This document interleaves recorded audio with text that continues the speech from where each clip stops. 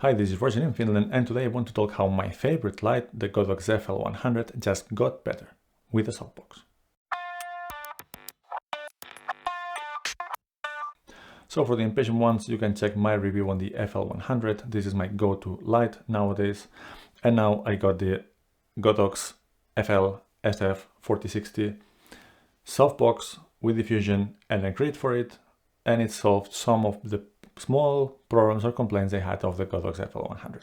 And as I mentioned it specifically, this is what I'm using right now. So at the same distance as usually, about a meter from me, the Godox FL100, now with the softbox, the diffusion and the grid. Before getting into more details, let's have a quick recap of what is the Godox FL100. It is a flexible LED matte panel kind of thing.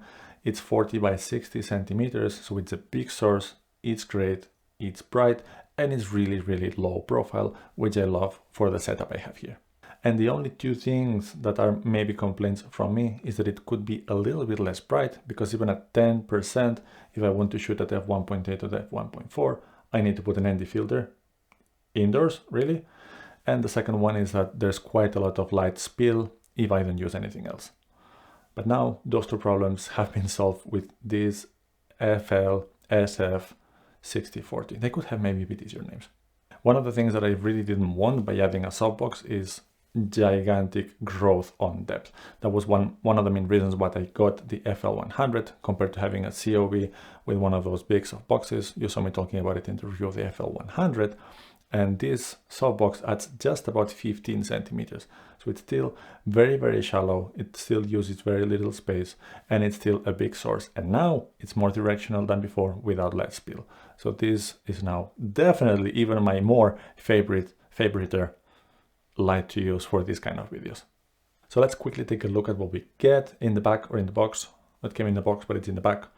And in the back you have the frame, which is basically 4 pieces that you attach with Velcro to the light itself and to the frame itself to close it down. Then you have a diffusion sheet, which also attaches with Velcro to the insides of the frame. And finally, there is a grid, and you probably have guessed it, it's also attached via Velcro on the sides of the frame. And that's it. All of these things come in a really neat bag. Everything goes in, so easy to store and easy to install.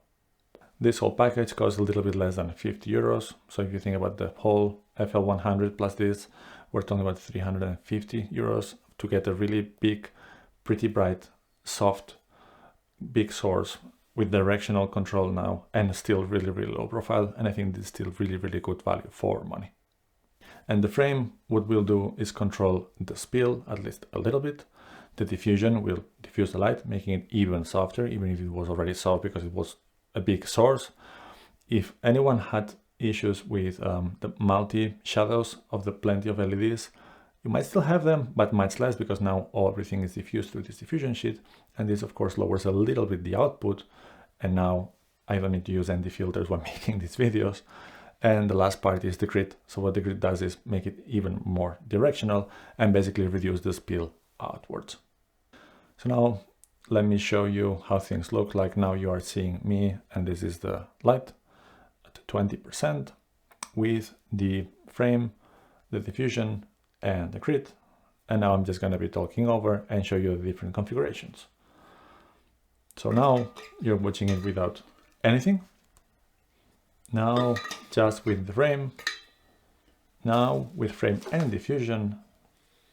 Now with the grid. And now we're back to nothing.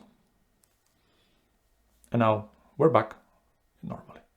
And what I just showed you is basically the same setup without changing any of the exposure settings in the camera. Now what I'm going to do is show you the same scenarios, but I'm going to be messing with the camera exposure to try to keep in every single configuration the same exposure in my face. So you're going to see how the background changes while trying to keep my face equally exposed. So now this is the exposure with everything. Now this is without anything. This is just the frame. This is with the frame and diffusion. This is with the grid. And now we're back to nothing. And finally, back to normal. And as you may have noticed, I'm definitely liking this thing. Maybe the last question is, how easy is this thing to install? So what I did was time myself the very first time that I did put this thing together, and I still didn't know how to do it. And it took me a bit less than 2 minutes to just get it mounted on the light.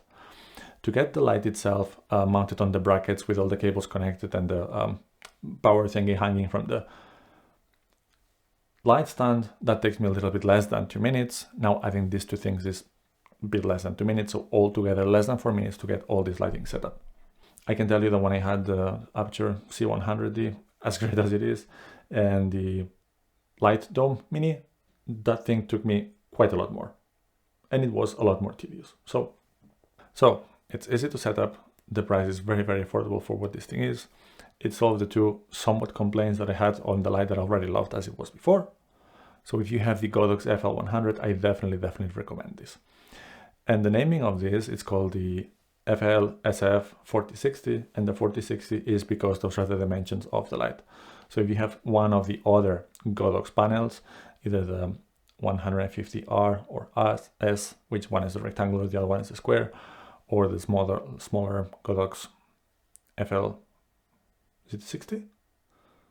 Anyway, you will have to find what is the correct code name for the softbox and diffusion and grid that fits your specific light. But as you can see, this will be my new setup from going now forward, and I'm really happy with this, so totally recommendable. I hope you liked this video. If you did, please like and subscribe, and we're gonna see you soon for some more content.